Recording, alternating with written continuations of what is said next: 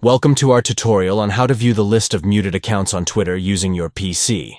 Let's walk through the steps to easily access and manage muted accounts on your Twitter profile. To get started, navigate to the side navigation menu on Twitter and click on More. From there, select Settings and Privacy to access your account settings.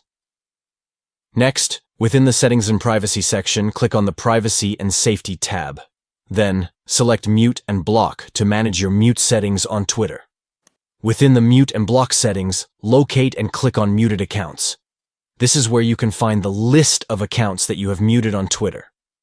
By clicking on Muted Accounts, you can view the usernames of the accounts that you have chosen to mute.